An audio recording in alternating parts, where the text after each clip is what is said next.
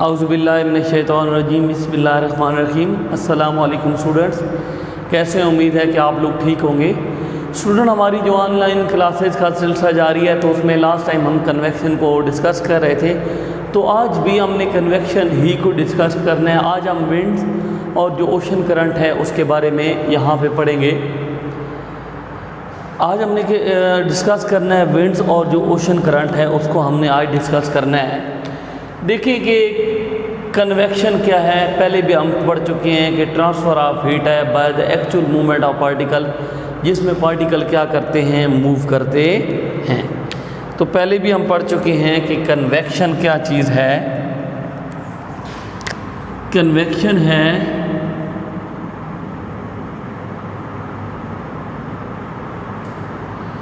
Transfer of heat by the actual movement of particles,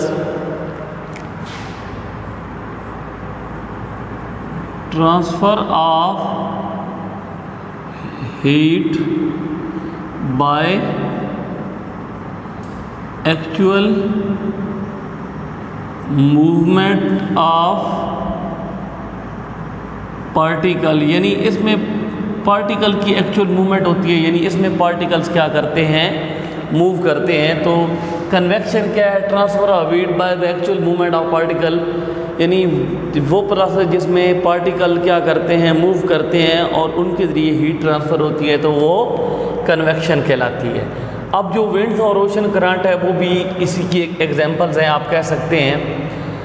सबसे पहले हम विंड की बात करते हैं, तो जो सन है वो क्या करता है, heat of the surface of अर्थ। अब जो हम बात कर रहे हैं किसकी, विंड्स की बात कर रहे हैं, तो हमारे पास क्या चीज़ है,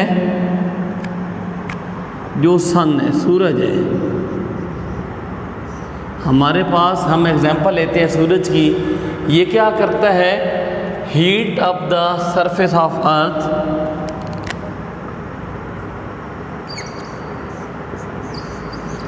heat of the surface of अर्थ।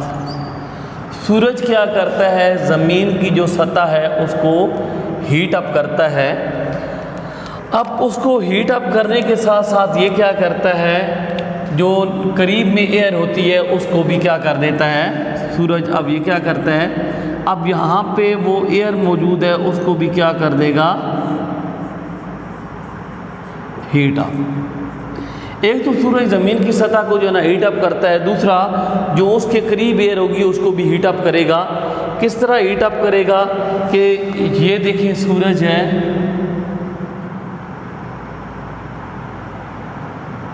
अब यहाँ पे अर्थ है, अब सूरज की जो रेज आती हैं यहाँ तक, देखिए आ रही है रेज, ये हीट रेज हैं, और सूरज की जो ये होती हैं हीट रेज, ये ज़मीन से टकराने के बाद वापस भी चली जाती हैं। अब सूरज क्या करता है कि ज़मीन की सतह को हीट अप करता है, सरफेस को हीट अप करता है, तो उसके गिर्द जो एयर पाई जाती है वो भी क्या हो जाती है, हीट अप हो जाती है।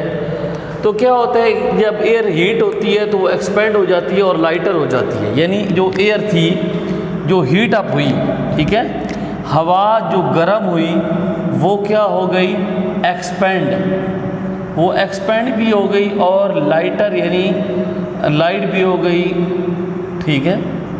अब जो हीट एयर थी हीट अप हुई तो वो एक्सपेंड भी हुई और लाइट भी हुई। अब ये ऊपर चली जाएगी, ठीक है। अब ये जो एयर थी जो हीट अप हुई, ठीक है, वो क्या करेगी, राइज अप, यानी ऊपर चली जाएगी। अब जो हीट, मैंने आपको बताया कि हीट जब सूरज ज़मीन की सतह को गर्म करता है तो वहाँ पे जो हवा मौजूद होती है वो भी गर्म होती है, तो वो एक्सपेंड भी हो जाती है और लाइट भी हो जाती है। अब जो लाइट एयर है वो ऊपर चली जाएगी, and cool air from neighbouring region move to fill the space. अब जहाँ पे गर्म हवा थी वो क्या हुई कि एक्सपेंड हुई, और एक्सपेंड होने के बाद ऊपर चली गई। अब वहाँ से जो कूल एयर है, ठीक है, ठंडी हवा है, वो क्या करेगी, नीचे आएगी किसकी जगह पे, to fill space of hot air, गर्म जो हवा हो गई थी, हीट अप हो गई थी, उसकी जगह को, उसकी स्पेस को फिल करने के लिए ठंडी हवा ऊपर से नीचे आएगी। अब rising warm air reach up to the colder layer of air. अब ये जो गर्म हवा थी ये कहाँ पे जाएगी, ये हवा जाएगी कहाँ पे, कोल्डर रीजन या colder layer of region of air, यानी वो रीजन या वो लेयर जहाँ पे हवा ठंडी होती है, कोल्डर लेयर और कोल्डर रीजन ऑफ एयर, यहाँ पे हवा ठंडी होती है। अब गर्म हवा यहाँ से नीचे से ऊपर ऐसे जाएगी, अब वहाँ जाके वो दोबारा क्या हो जाएगी, ठंडी हो जाएगी। अब जो ठंडी हवा नीचे आई थी, ठीक है, कूल एयर, अब ये दोबारा नीचे आने के बाद ये भी क्या हो गई, हीट अप हो गई।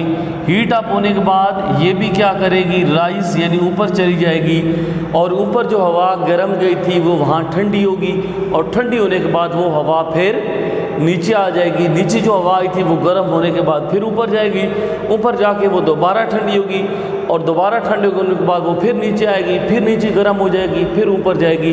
तो इस तरह एक जो है ना आप कह सकते हैं कि नीचे से ऊपर गई, ऊपर से फिर दोबारा नीचे आ गई, नीचे से फिर ऊपर जाएगी।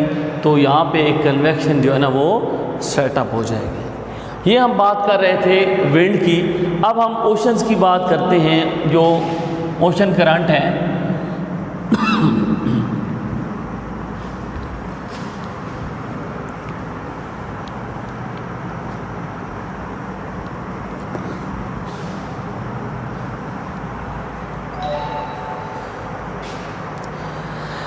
अब यहाँ पे देखिए कि ओशन करंट जो है ना वो भी इसकी एग्जांपल है। Water of hot reason of ocean get hot. अब जो वाटर है किसका,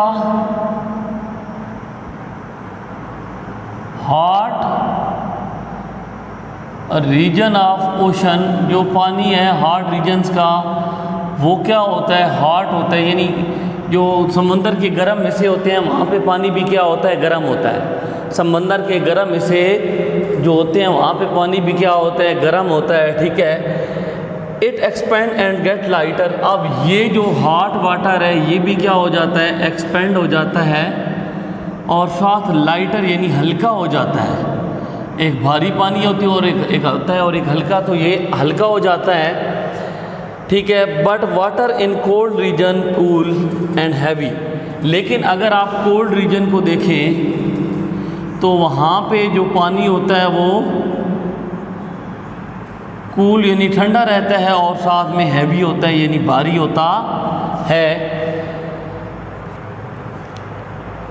hot water move along the surface of ocean toward the colder region. अब जो हॉट वाटर है ये जो है ना वो कहाँ जाएगा, कोल्ड रीजन में जाएगा। कहाँ पे जाएगा, ये हॉट वाटर कोल्ड रीजन में जाएगा। And flow below the surface of ocean, और फिर ओशन की सरफेस के साथ साथ आगे फ्लो करेगा।